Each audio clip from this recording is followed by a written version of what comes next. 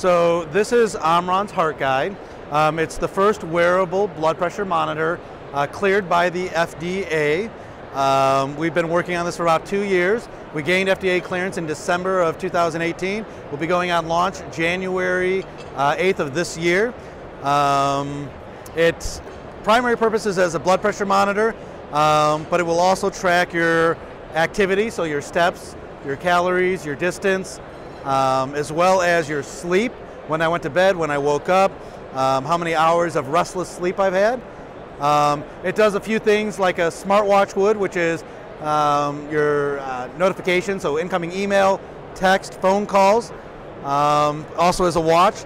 But really what kind of differentiates this from a lot of the other wearables on the marketplace is the fact that this is a medical device. We've gone through the clinical studies, we've submitted them for the peer review through the medical community and submitted to the FDA and gained clearance.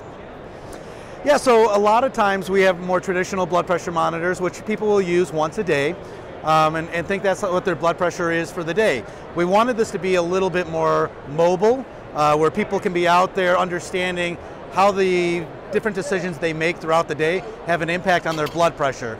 Whether they took their medication, whether they went to a yoga class or had a good diet or a bad diet that day. All these things have an impact on your blood pressure.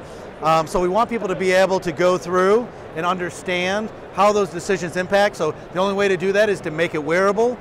So we had to shrink it down into something that could be worn on the on your wrist. So the watch was a great form factor for us.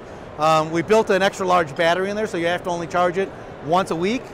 And then so after you've taken your blood pressure, your sleep, your activity, you transfer all that information to a mobile application that's more than just a data tracker and logger. It isn't just about uploading your information.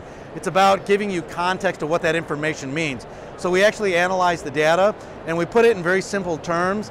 Are you improving? Are you not improving? What is your trend looking like? Are there certain days or time of the day where your blood pressure may be better or worse over time, so that you can understand what in your life actually may be contributing to either a good or a bad blood pressure. It just means that you have to go through, do a lot of studies to prove the accuracy of the device. So we go out there and we do our clinical studies around the world because we're a global company, so we do them throughout Asia, Europe, the US.